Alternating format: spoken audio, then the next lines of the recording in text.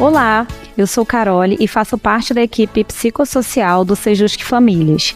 Esse é o nosso podcast falando de famílias. Aqui, nós vamos conversar sobre temas relacionados à mudança no contexto familiar, conflitos e transformações. E no episódio de hoje, doutora Iolete Ribeiro, professora e pesquisadora da Universidade Federal do Amazonas, e Renan Guerra, que faz parte da equipe do podcast, vão falar sobre o projeto financiado pelo CNPq, que busca desenvolver tecnologias para a promoção da parentalidade saudável e combate à violência na primeira infância. Você pode acompanhar o nosso trabalho por meio da nossa página no Instagram, @FalandoDeFamílias, onde postamos conteúdos relacionados às dinâmicas e transformações familiares. Aproveite também para nos seguir no Spotify, Deezer ou qualquer plataforma que você esteja nos ouvindo agora. E se você gostou, não esqueça de nos avaliar e compartilhar nas redes sociais. E é isso, vamos ao episódio de hoje.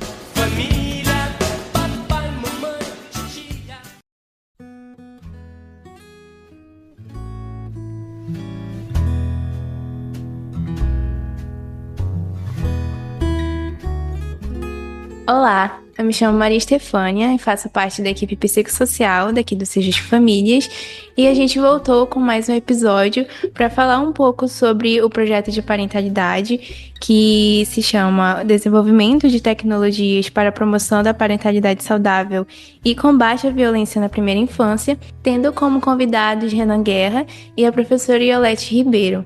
E agora, antes que a gente possa iniciar, eu gostaria de que os dois se apresentassem um pouquinho antes que a gente possa dar, enfim, início ao episódio de hoje. Olá, eu sou Iolete Ribeiro, sou psicóloga, professora da Faculdade de Psicologia da UFAM e também atuo nos programas de pós-graduação em Educação e em Psicologia. Eu sou Renan Guerra, sou estudante de Psicologia pela UFAM também, estagiário aqui do Sejusc Famílias e faço parte, junto com a professora Iolete, do grupo de pesquisas vinculados ao projeto de parentalidade, né? E fiz alguns trabalhos também como um PIBIC, vinculado também ao projeto, e o meu TCC também tem alguma relação com o tema que a gente trabalha dentro do projeto de maneira geral.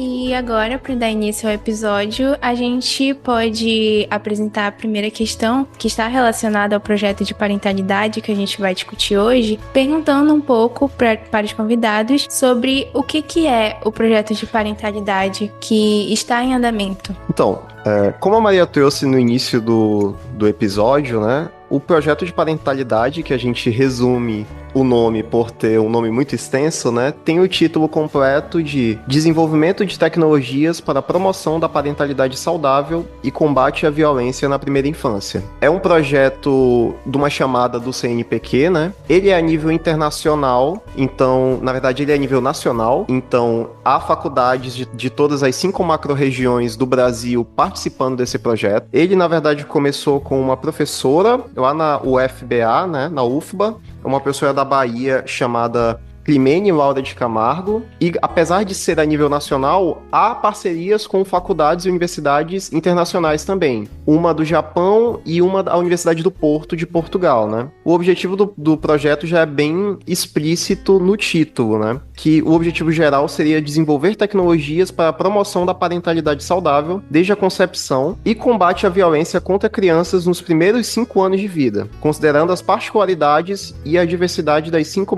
macro-regiões brasileiras. Justamente devido a essa questão de que o Brasil é um país de um tamanho continental, então cada região vai ter suas especificidades, até mesmo étnicas em relação a outras questões sociais. Então é interessante que, a partir desse objetivo, se tenha essa ramificação de grupos de pesquisa ao longo do Brasil, justamente com o intuito de desenvolver tecnologias para a promoção de parentalidade e combate à violência, que seria indo em direção a criar políticas públicas, criar materiais que auxiliem os profissionais que trabalham, né, com esse tema, e até mesmo talvez pais e mães, indo ali numa questão de um público mais direto, funcionando de fato como o projeto é, né, também um projeto de extensão.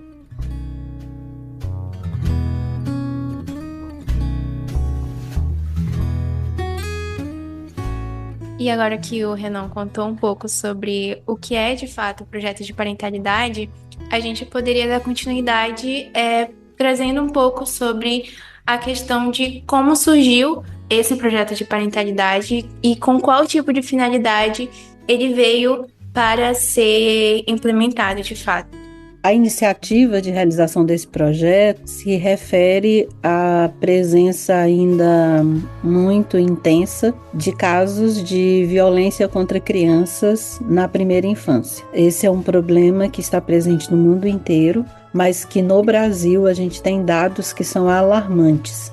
Então, são muitos casos de múltiplas violências contra crianças na primeira infância. Desde violência física, negligência, violência sexual, dentre outros. A intenção do projeto é identificar a relação entre práticas parentais e essas violências e também pensar como na política pública que oferece assistência às crianças de 0 a 5 anos, é possível organizar serviços, programas, projetos que deem assistência às famílias e que se revertam em mecanismos de proteção às crianças nessa fase tão importante do desenvolvimento delas. Então, a gente utiliza como uma das estratégias de construção da pesquisa a validação de um instrumento, que é um instrumento internacional utilizado pelo UNICEF, que avalia essas práticas parentais, que levanta dados sobre a violência na primeira infância, que registra alguns indicadores importantes para compreender esse contexto de desenvolvimento da criança na primeira infância, só que ele é utilizado fora do país, não havia ainda uma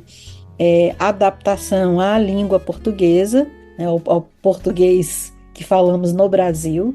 E a pesquisa está se propondo também a isso, a adaptar esse instrumento para ele ser um recurso que pode ser utilizado na rede de proteção à infância, além dos próprios dados que ele pode produzir para fazer um mapeamento, a partir da pesquisa de campo, dessa questão das práticas parentais nas 5 regiões do país. A gente aqui na UFAM está responsável pela pesquisa na região norte, mas existem outras universidades responsáveis pelas outras regiões. E aí então a gente pode traçar um cenário nacional a partir da coleta de dados, via adaptação desse instrumento, além de outras estratégias de construção de dados. A nível nacional, o projeto conta com uma coordenação, como já foi informado, de uma professora da Universidade Federal da Bahia, professora Climene, que é da Escola de Enfermagem, e cada macro-região também tem uma coordenação. Na região norte eu sou a responsável. Cada macro-região, então, tem uma equipe de pesquisa que é composta por pesquisadores, pesquisadoras, estudantes de graduação, mestrado e doutorado, e que realizam subprojetos de pesquisa vinculados a essa temática maior do projeto nacional. Então, a cada equipe de cada macro-região levanta dados sobre a realidade regional, sobre o território onde está realizando a coleta. Também foi estabelecida uma prioridade em termos de população para cada macro-região. A macro-região norte é responsável por pesquisas com grupos de indígenas, de população indígena, e também estamos trabalhando com população quilombola, e vamos fazer também a aplicação do instrumento no município de Manaus, coletando também junto a famílias que vivem aqui na capital. Essas equipes, elas têm então a responsabilidade de coleta de dados, de produção de dados, mas também têm a responsabilidade de, a partir do trabalho da pesquisa, gerar produtos tecnológicos que possam auxiliar as famílias nesse trabalho de cuidado com crianças na primeira infância e possam se apropriar de estratégias educativas que não sejam violentas, porque a gente tem na história do nosso país uma recorrência de uma associação entre educação e violência, como se bater na criança fosse sinônimo de educar a criança. E aí a gente tem recursos pedagógicos para auxiliar as famílias no sentido de pensar em formas educativas que não sejam violentas.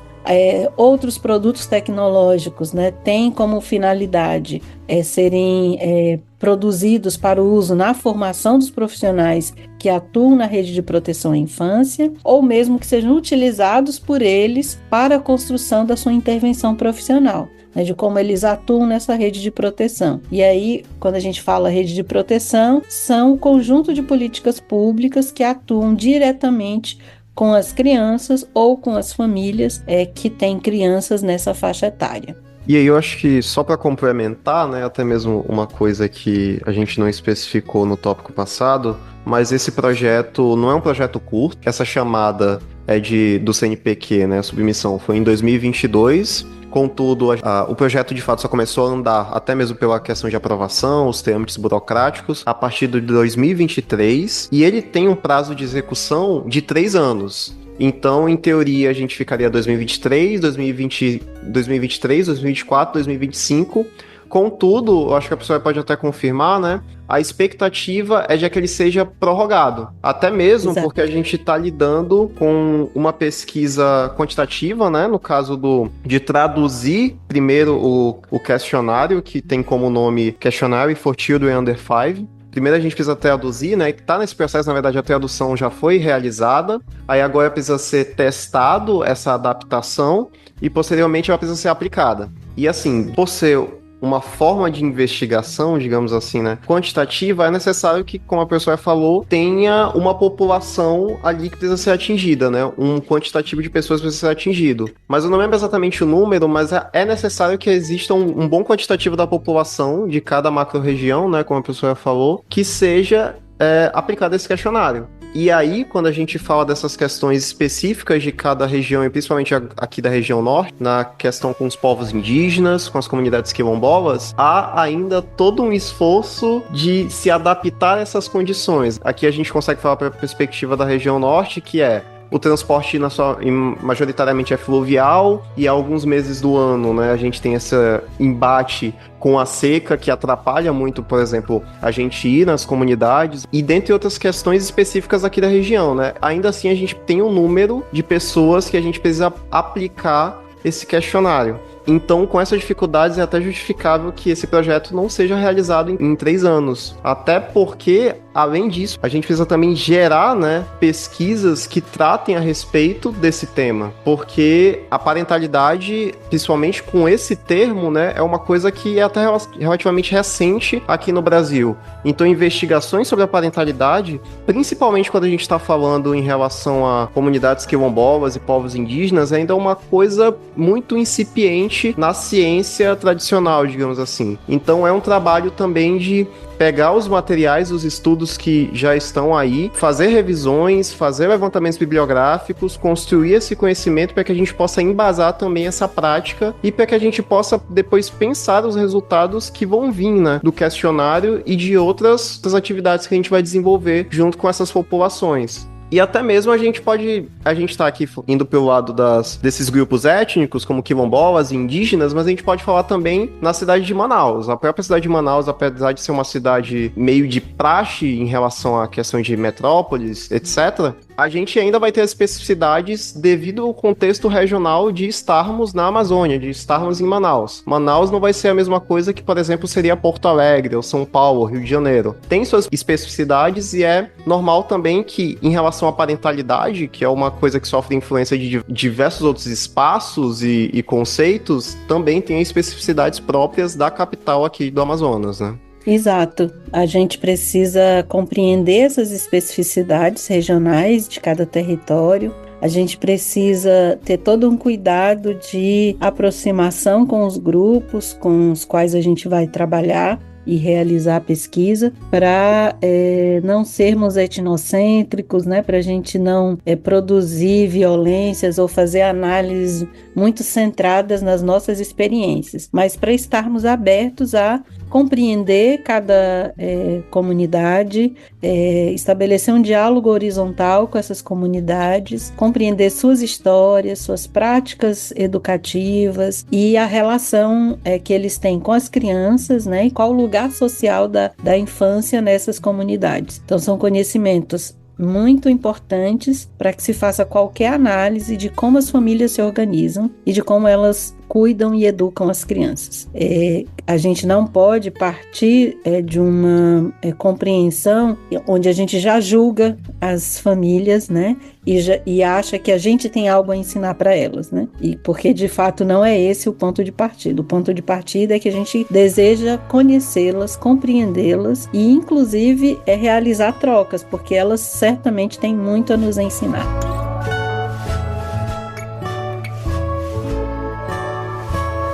E agora que a gente viu um pouco sobre tanto a importância do projeto e o que ele vem trazendo de objetivos e a principal finalidade que ele tem dentro da sociedade, de fato, a gente pôde compreender um pouco sobre o contexto nacional. Então, vocês já trouxeram também essa breve percepção dentro das regiões e de como ele passa a funcionar um pouco nas particularidades dos locais. Então, pensando mais agora desse lado regional, a gente poderia agora perguntar sobre o que já foi desenvolvido até o momento do projeto dentro dessas regiões, focando mais especificamente aqui na região norte do Brasil. A gente já realizou, durante os primeiros meses de execução do projeto, atividades de pesquisa bibliográfica, de levantamento de dados em bancos oficiais, né, que registram informações das políticas públicas, que trazem indicadores de atenção à primeira infância, buscando analisar e mapear essas violências e como elas se manifestam na nossa região. Nós entendemos, né, que isso tem suma importância para compreender de maneira mais aprofundada como essas violências se manifestam, como elas se constituem, como elas se articulam, as características, né, regionais, principalmente considerando que a região amazônica é uma região que tem muita desigualdade social, que a gente tem, por exemplo, uma predominância do trabalho informal e essas condições de geração de renda, de produção da vida dos adultos, têm um impacto direto sobre a forma como eles cuidam das crianças. Então, inicialmente, a gente foi fazendo esses levantamentos, também compreendendo e fazendo estudos sobre parentalidade para pensar como as questões de gênero e a forma como elas estão configuradas na região interferem na forma como os pais se organizam e dividem as tarefas de cuidado com as crianças, né? Como é que se compreende, por exemplo, a forma, né, que as famílias devem ter e que são consideradas por elas apropriadas de cuidado nessa primeira infância, quem faz o que nas famílias, né, quem é responsável por quais tarefas, como é que se controla a disciplina ou se monitora a disciplina de uma criança, como é que se estabelecem limites para o que elas fazem no seu ambiente familiar, né? Infelizmente é comum a gente ouvir histórias, né, de crianças que sofreram violência física e muitas vezes essa violência física leva essas crianças ao óbito, e aí a gente precisa então compreender de maneira aprofundada como é que essa forma de acompanhamento, de monitoramento ou mesmo de expressão de violência se constitui no nosso território. E esses dados, né, dos indicadores em relação à violência na primeira infância nos ajudam nessa direção. Então, a gente já tem hoje um sistema de registro de denúncias que permite acessar parte desses dados, né? Os conselhos tutelares, por exemplo, registram as violações e alimentam bancos de dados, né, o CIPIA ou o Disque 100, com essas informações. E isso já permite com que a gente trace um panorama e mapeie, né, onde ocorrem as violências, que tipo de violência, faça uma análise de como isso se vincula às condições de vida em cada território, para compreender de maneira mais aprofundada essa questão. E isso pode trazer elementos importantes, né, para contribuir para as políticas públicas estarem desenhadas de maneira que dialogue mais diretamente com a oferta, né, de uma atenção para o território. E aí, uma outra questão que a gente já também iniciou é a aproximação com os territórios. Já realizamos, por exemplo, uma visita de campo a comunidade quilombola, que está localizada no município de Barreirinha, a comunidade Santa Teresa do Matupiri, realizando uma imersão na comunidade para compreender como aquela comunidade está organizada ali e que demandas elas têm em relação à primeira infância. Né, e como a pessoa falou, a gente já fez, esses levantamentos bibliográficos ainda ocorrem, né, mas acho que a gente pode falar isso um pouquinho mais pra frente, mas a gente já fez essa visita a campo na comunidade de Santa Teresa do Matupiri, como a pessoa disse, né, e aí justamente essas visitas servem pra gente confirmar alguma das hipóteses que a gente já tem a respeito do contexto regional aqui, principalmente do Amazonas, né, e mais essas regiões um pouco mais distantes da capital. Porque, apesar de sermos Amazonas de maneira geral, né, há essas diferenças, há essas peculiaridades em relação a outros municípios do estado. E essa visita tem esse interesse ainda inicial, né, exploratório, mas ela serve também justamente para a gente fazer, de certa forma, um termômetro de como é que a gente vai lidar, né, em relação a essas visitas, essas comunidades, essas populações de outros grupos étnicos, até mesmo porque, como a professora disse, né, o nosso interesse não é produzir uma lógica etnocêntrica. Então a gente precisa chegar lá, e não é somente chegar lá e tentar pegar essas informações, né, esses dados e manter tudo para nós. Então a gente acaba indo nessas visitas, desenvolvendo outras atividades que estão ligadas também à parentalidade, como por exemplo essa discussão de gênero, né, também citada, onde a gente realizou algumas atividades ali com a população local, focada, por exemplo, na questão de gênero e outras demandas que eles mesmos trazem, né? Até porque a gente entende que a parentalidade é esse conceito que é multidimensional. A professora trouxe em relação à questão de classe social, em relação à questão... A gente está falando muito em relação à questão dos grupos étnicos, mas a gente pode entender que diversos outros fatores acabam afetando em como a gente entende a parentalidade, né? E a gente está falando de parentalidade, mas a gente também está falando de desenvolvimento humano, que é uma coisa muito mais delicada ainda e afetada basicamente por tudo que está ao nosso redor. Então, quando a gente tem, na verdade, uma experiência dessas, a gente precisa estar atento a essas questões também dessas esferas mais gerais de uma comunidade, né? A gente está falando de uma relação entre sistemas ali. Então tem sistemas mais proximais em relação ao desenvolvimento dessa criança e tem sistemas que se encontram um pouco mais distantes, né? Não envolvidos diretamente, mas que mesmo assim tem uma influência igual no desenvolvimento. E quando a gente está falando de desenvolvimento, a gente está falando de desenvolvimento também dessas pessoas que vão ser pais, vão ser mães, vão ser avós, que há também esse processo de tornar-se pai, né? Tornar-se mãe, tornar-se o cuidador de alguém. Então esses sistemas que a gente entende que são mais distantes, como por exemplo um sistema de uma comunidade, um sistema social, são alguns dos fatores que acabam impactando fortemente. Então, se a gente vai numa determinada comunidade e lá eles têm um problema, qualquer problema que a gente veja em relação à questão social, por exemplo, em relação à seca, né? Produção ou então conseguir comprar alimento. Não tem como isso não influenciar no desenvolvimento das pessoas que estão ali e no desenvolvimento das crianças, né? Até por uma questão biológica também em relação à alimentação, etc. Então, esse projeto, apesar de focar-se na questão das tecnologias, eu acho que até uma percepção que eu acabei tendo enquanto eu fazia as pesquisas, né, o levantamento de bibliografia, é de que não tem como discutir parentalidade e desenvolvimento humano isoladamente, né? A gente acaba criando uma rede, de certa forma, de conceitos e de coisas que nos chamam a atenção que precisam ser focadas de uma forma ou de outra, né?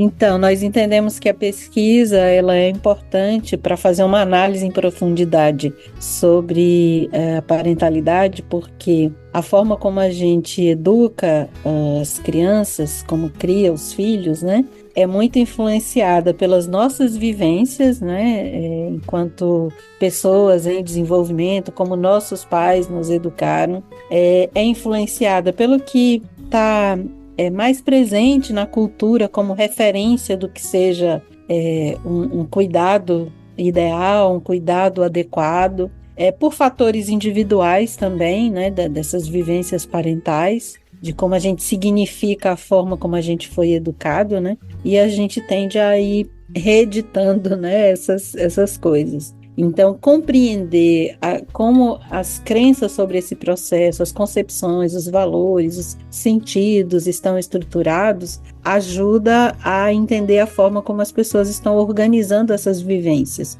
né, construindo esse exercício aí de parentalidade. E isso nos dá elementos para pensar nas intervenções pedagógicas que podem ser realizadas, né? Em como a gente pode atuar no sentido de promover uma parentalidade que contribua para o desenvolvimento da criança, né? Ou mesmo para a prevenção de adversidades, né? Nesse cuidado com as crianças, na forma como se realiza o controle parental ou se monitora a disciplina das crianças, né? Então, essa compreensão em profundidade, ela exige que a gente também compreenda o contexto. Então, que a gente compreenda como os diferentes grupos, comunidades, né, amazônidas se organizam, pensam esse processo educacional, pensam o lugar social da criança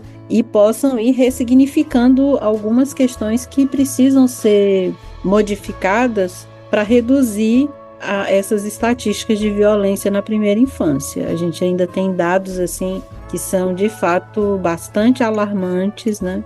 Que têm sido recorrentes de negligência, de maus tratos, de tratamento degradante, né? Que é destinado às crianças na região. E por isso é necessário que o Estado construa uma intervenção nesse campo. Associado a esse projeto do CNPq, nós também aprovamos um projeto junto à FAPEAM, que se chama Práticas Parentais na Primeira Infância, Subsídios para o Desenvolvimento de Políticas Públicas no Estado do Amazonas, que tem como intenção pensar, a partir dos dados produzidos na pesquisa, que ações, que medidas, que políticas podem ser desenvolvidas para dar uma melhor assistência às famílias e um melhor cuidado à infância de modo geral. E para isso a gente precisa pensar as especificidades. Por isso, a nossa proposta de trabalho, ela envolve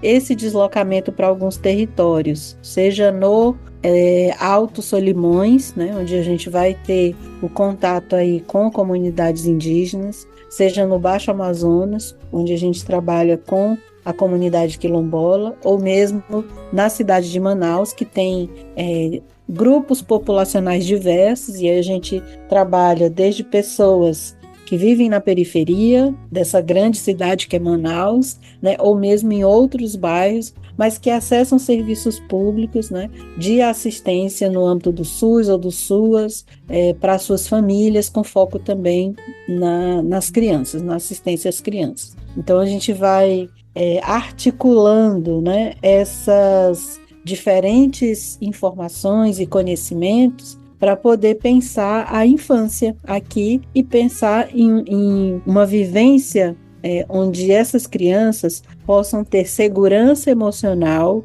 possam ter garantidos o seu direito à sobrevivência e uma sobrevivência em que elas possam se desenvolver de maneira integral. Então, são essas as intenções, né, atrás dessas medidas que a gente pensa focadas no território, né, para garantir a profundidade dessa análise e pensar mesmo que a gente ainda tem um desafio imenso de proteção à infância no território amazônico.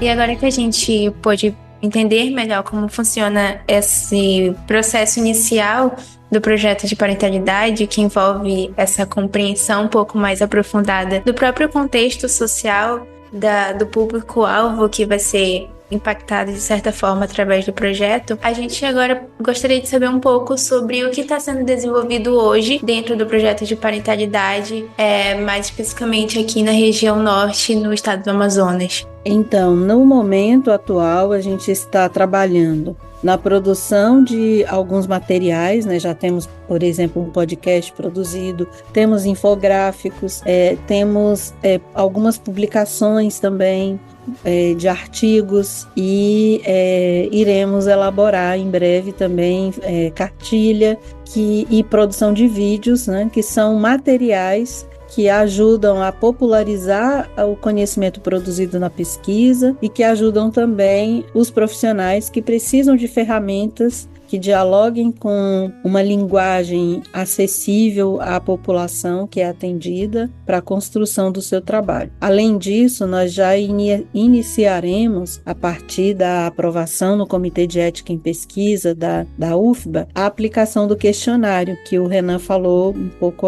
antes, né? Esse questionário ele vai ser aplicado em Manaus, vai ser aplicado lá no Alto Solimões e também no Baixo Amazonas, para levantar dados que permitam tanto a adaptação do questionário ao nosso contexto, né, quanto o mapeamento mesmo das condições de desenvolvimento das crianças, com um olhar mais atento para o exercício da parentalidade e para a presença de violência nesse período do desenvolvimento, de 0 a 5 anos. Então, a gente vai iniciar o processo de coleta de dados, né, utilizando esse questionário.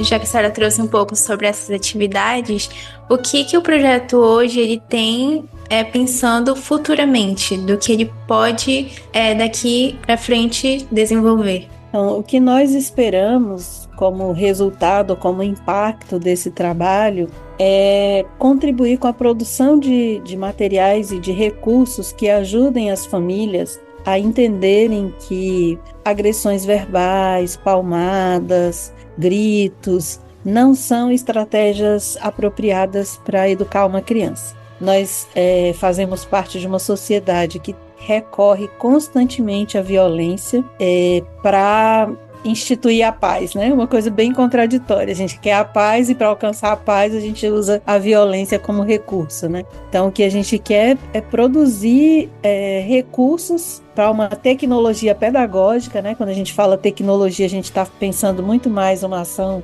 pedagógica que ajude tanto os profissionais quanto as famílias a entenderem que existem outras alternativas, né, para a educação. Porque são essas práticas parentais marcadas, né, mais assim por estratégias violentas, agressivas, que são as mais comuns, as mais hegemônicas no nosso território. E a gente precisa desnaturalizar isso. Nós temos uma legislação bastante avançada de proteção à infância, que reconhece que crianças têm direitos, que crianças devem ser respeitadas, que crianças têm inclusive o direito a opinar, dar a sua opinião sobre tudo que lhe disser respeito, a participar do processo de tomada de decisão. Só que a gente não sabe muito bem ainda, enquanto sociedade, como fazer isso, porque as crianças elas têm uma autonomia relativa, elas não podem de maneira independente decidir tudo o que elas querem fazer.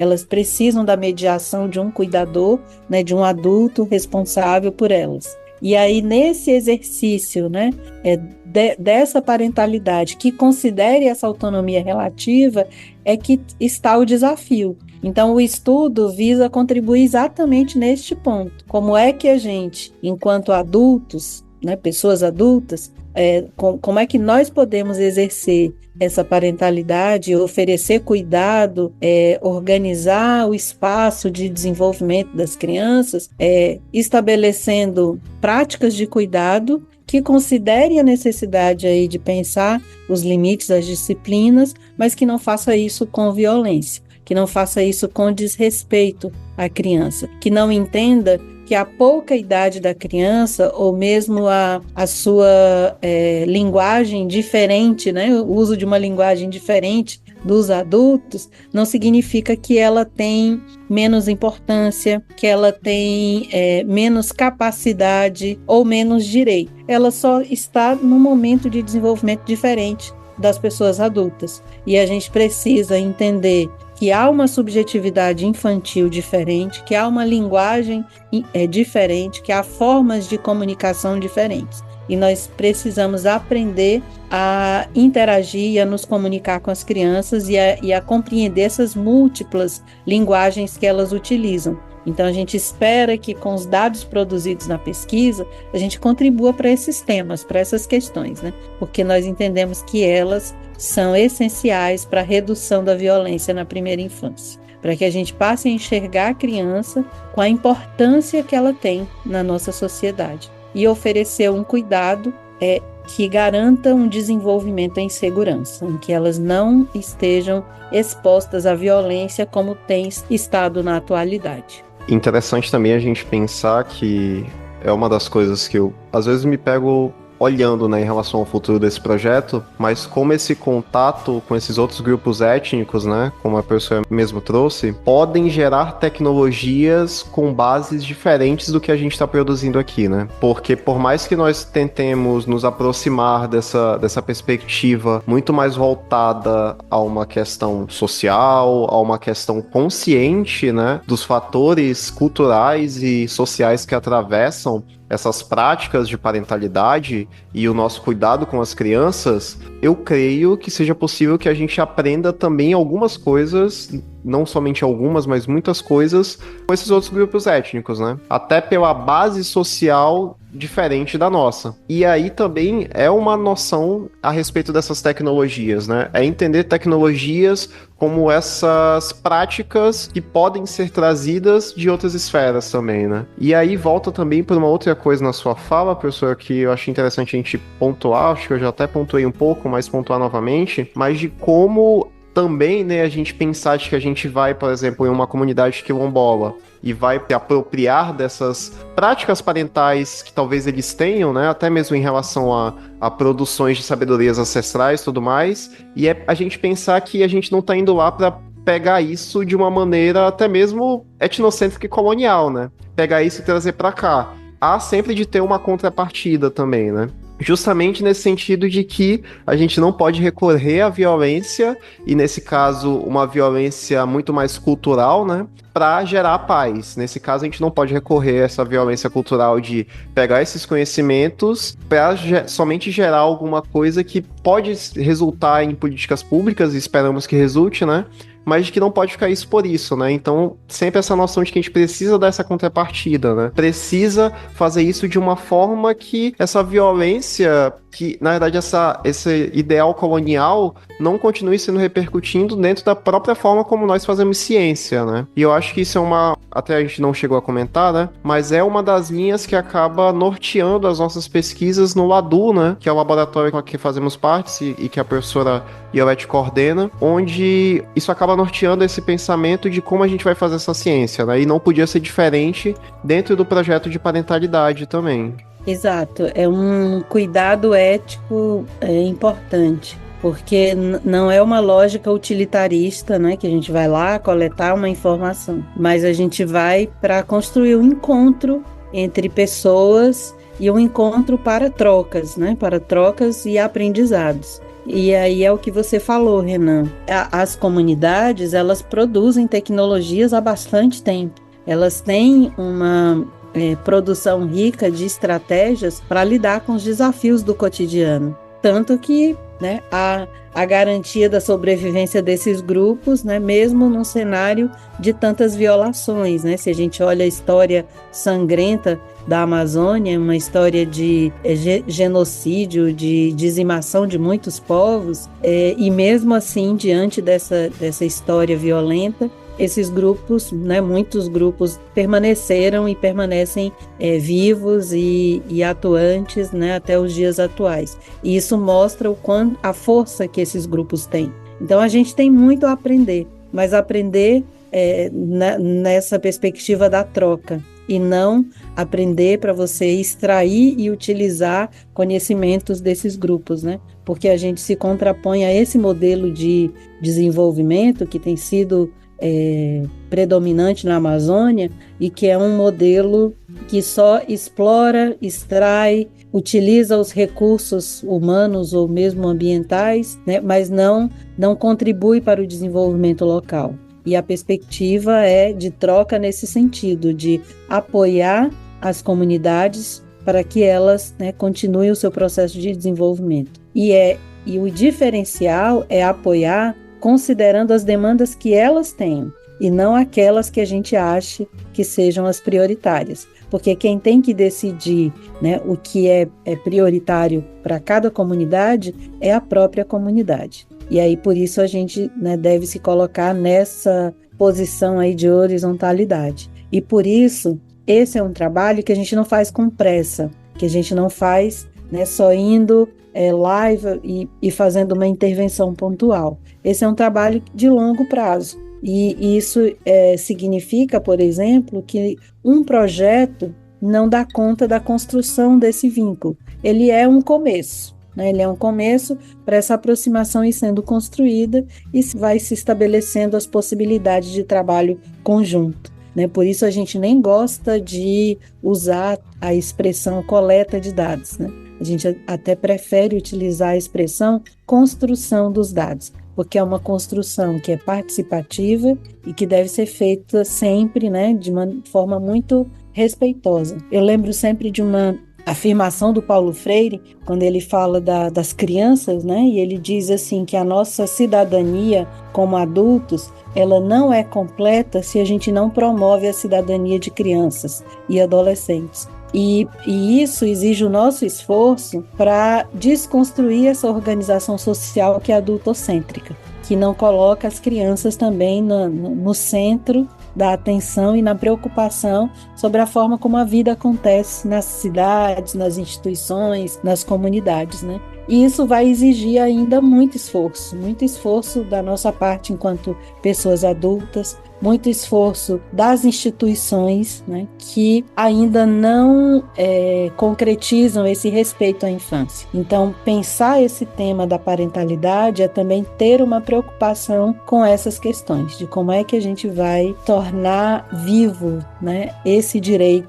que crianças e adolescentes possuem, esse direito que é inalienável, a gente não pode retirar delas, né, mesmo que elas não consigam falar por si. Mesmo lá o bebê de 1 ano que ainda não faz uso de uma linguagem verbal, né? A gente precisa garantir esse direito, independente deles serem os sujeitos que falem por si, né? E isso traz, né, toda essa complexidade para o exercício da parentalidade e faz com que a gente precisa debater mais sobre o assunto, conversar sobre mais sobre isso e principalmente pensar em como as instituições públicas oferecem assistência. Será que o cuidado que é oferecido, ele promove os direitos, né? Ele garante, né, esse lugar de importância às crianças, né? Esse é um questionamento que as instituições da rede de proteção, de saúde, do sistema de justiça, da segurança pública, de educação, de assistência social precisam pensar sempre. E aí, somado a isso, professora, uma outra coisa que me captou bastante na sua fala foi quando a senhora falou a respeito, anteriormente, dessa autonomia relativa que as crianças têm, né? E de que, de fato, um dos grandes impasses que a gente vê aqui no Sejusc, e eu acho que o judiciário, de uma forma geral, é como lidamos com isso. Como lidamos, e aqui, no caso do projeto de parentalidade, a gente fala de crianças de 0 a 5 anos, né? Mas aqui a gente pensa também na questão de adolescentes, por exemplo. Como lidar com a autonomia relativa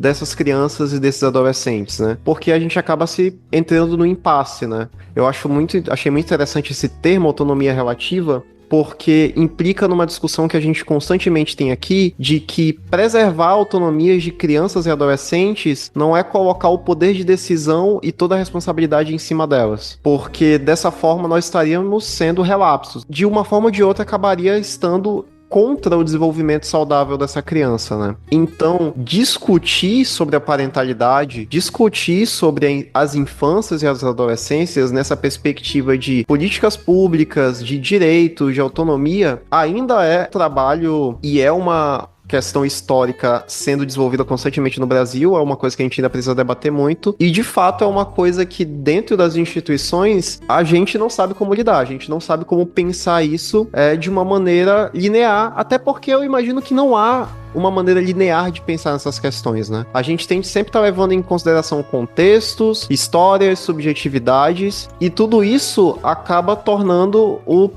esse processo muito complexo, né? É uma noção de que se a gente conseguisse criar uma norma universal para lidar com isso, seria simplificado, mas a gente não tem como simplificar coisas complexas como autonomia, direitos e subjetividades. Então acaba entrando, de certa forma, nesse paradoxo, né? E aqui no Sejusc, eu acho que, já trazendo a justificativa, né, de até mesmo por que a gente está debatendo a respeito do projeto de parentalidade, aqui dentro desse espaço, né, do Falando de Famílias, eu acho que a noção não teria como a gente não falar a respeito desse projeto que é nacional e que pode impactar tanto na perspectiva de como profissionais e famílias enxergam esses conceitos, né? Porque a gente não tá falando somente de um. Enxergam a parentalidade, enxergam a infância, enxergam o desenvolvimento humano. E são temas que atravessam completamente a nossa atuação aqui, enquanto estagiários e profissionais de serviço social e psicologia, lidando primeiramente com outros indivíduos e também diretamente com essas questões das infâncias e da autonomia e direitos de crianças e adolescentes. Então, é uma forma de se pensar também, né? É uma questão de que esse projeto traz perspectivas de mudança enquanto atuação de instituições para o Brasil inteiro, de profissionais dentro de instituições no Brasil inteiro. Então, novamente, é um tema muito complexo e é um tema que talvez pela sua complexidade a gente não consegue colocar ele em um tom pragmático, né, de isso vai gerar tal X e Y mudanças, mas ainda assim, como a senhora mesmo disse, é um processo que toma tempo, não é nem que ele precise tomar tempo, ele precisa tomar tempo, mas é um processo que invariavelmente ele toma tempo, ele precisa dessas redes sendo criadas, precisa dessas ligações sendo feitas e de que pouco a pouco vai mudando a perspectiva que se tem a exemplo, né, dentro do judiciário, que já mudou muito, mas ainda tem sempre de ser pensada, né? Exato. E a gente precisa entender que não há uma receita, né? Exatamente porque nós precisamos considerar a história de cada pessoa, de cada grupo familiar, e a questão central é que a educação que é oferecida, seja no ambiente familiar ou no ambiente social, ela precisa ser libertária. E para ser libertária, ela nos coloca sempre num lugar em que a gente precisa se repensar. Porque não é assim, foi o adulto que falou, então falou, tá falado, né? Respeite o adulto, ele tem a palavra final, ele que decide. É que no processo de convivência com crianças e adolescentes, nós nos transformamos e a gente precisa estar aberto a essa transformação. Porque às vezes a fala de uma criança ou o comportamento, a atitude de uma criança pode fazer a gente se repensar enquanto pai e mãe, né, enquanto pessoa adulta e aprender e amadurecer. Então não é porque nós temos uma responsabilidade diferenciada nesse cuidado com crianças e adolescentes que só nós ensinamos a elas, né? Nós também aprendemos com elas e nós precisamos ter essa abertura para esse aprendizado. Porque se eu sou mãe, a gente vai aprendendo a ser mãe a cada momento, né? Então, quando os meus filhos são crianças, eu estou aprendendo a ser mãe de uma criança. Quando são adolescentes, eu estou aprendendo a ser mãe de adolescente. E mesmo se eu tenho mais de um filho, com cada filho eu vou aprender essa maternagem de um jeito particular, porque é um filho diferente, é uma filha diferente. Então, a convivência com as crianças e adolescentes nos dão essa oportunidade, né, de aprender a cuidar, a dar afeto, né, para uma pessoa diferente a cada vez, porque nossos filhos e filhas vão mudando ao longo do tempo, e essa é uma oportunidade também de amadurecimento e de desenvolvimento para a gente enquanto adultos, né, enquanto pessoas adultas. E ter essa fluidez, né, nessa construção da convivência ali, da interação, ela é importante porque a gente aprende também a alternar a responsabilidade, porque para ser libertária, a educação precisa oportunizar a criança ou adolescente o exercício também da tomada de decisão, considerando que aquela criança ou adolescente já é capaz de fazer. Tipo, já é capaz de arrumar os brinquedos? Então, vai arrumar os brinquedos. Agora, os brinquedos têm que ser arrumados somente do jeito que os pais querem? Não, pode ter outro jeito de arrumar e isso pode ser negociado. A gente geralmente não negocia que não faça a tarefa, mas a forma como a tarefa vai ser realizada, ela pode ser negociada. E aprender a fazer isso é muito importante para a gente enquanto adulto, porque quando você aprende a negociar, a dialogar, você vai recorrer menos à violência. E para a criança também é importante porque ela vai aprendendo que essa negociação, esse diálogo é um caminho para solucionar conflito, que a gente não resolve conflito no tapa, no grito, né? Porque quando você usa esses recursos, esse acaba sendo o exemplo que você dá para a criança, que quando ela tiver problema, ela tem que gritar, ela tem que fazer uma agressão física para solucionar os conflitos, né?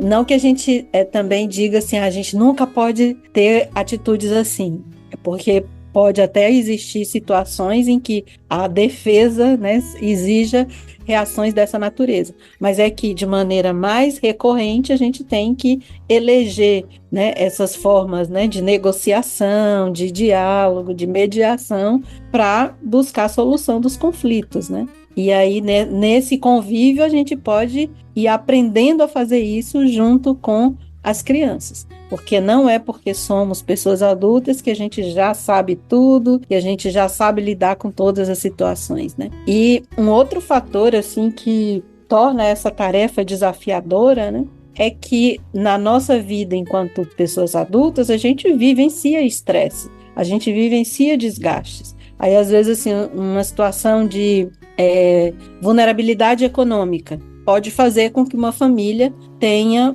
mais dificuldade de manejo da disciplina das crianças nesse momento de vulnerabilidade econômica. Aí entra a responsabilidade do Estado de oferecer, né, e dar as condições materiais para uma segurança financeira, uma segurança de moradia, de alimentação, que permita uma vida digna para todas as pessoas, né?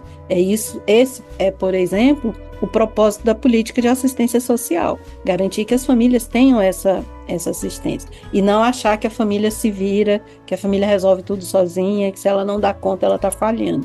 Muitas vezes, em muitas circunstâncias, as famílias, independente da renda, precisam de um apoio, precisam de uma rede de assistência que as ajude. Porque às vezes também a gente associa essa circunstância somente à vivência de famílias que têm uma vulnerabilidade econômica. E não é assim que ocorre, né? Famílias de qualquer classe social podem enfrentar esses desafios e certamente enfrentam esses desafios, né? E da educação das crianças, da convivência com as crianças e da realização dessa educação que vai gradativamente permitindo o exercício da autonomia, para que aquela criança, né, chegue à vida adulta sabendo, né, e se sentindo responsável pelos seus atos.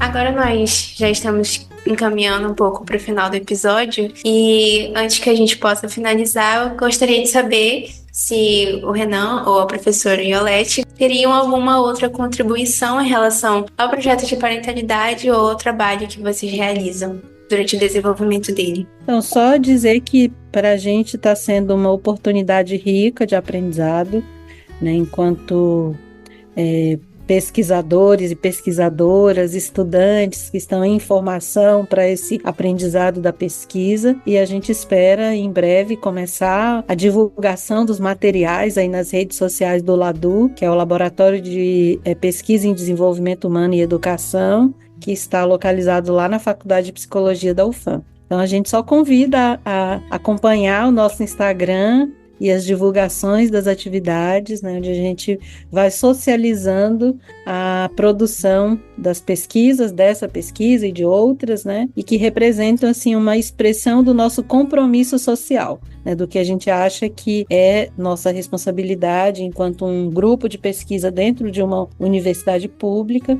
e que a gente pode contribuir para a sociedade local, né, para o nosso estado e para a construção de políticas públicas mais efetivas. E só, acho que a minha consideração final, rapidinho, é que o LADU está de portas abertas, né, professora, para quem quiser também participar das atividades. O projeto de parentalidade também tem portas abertas para quem quiser contribuir. Inclusive, uma das portas de entrada, digamos assim, né, pro LADU e também pro projeto de parentalidade são os grupos de estudos.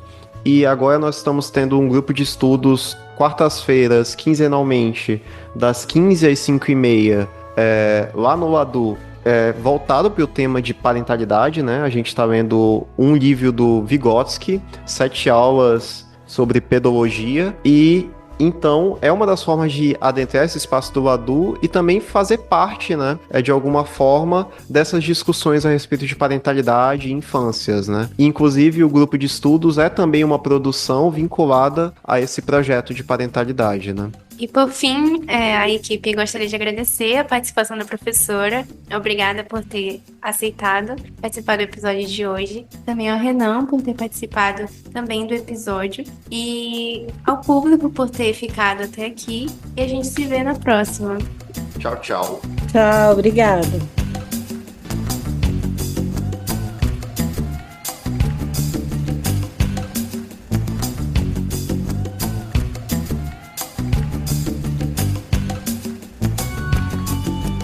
Esse podcast foi produzido pela equipe psicossocial do Sejusc Famílias do Tribunal de Justiça do Amazonas. Para acompanhar o nosso trabalho, acesse o nosso Instagram e TikTok, @FalandoDeFamílias. Até o próximo episódio!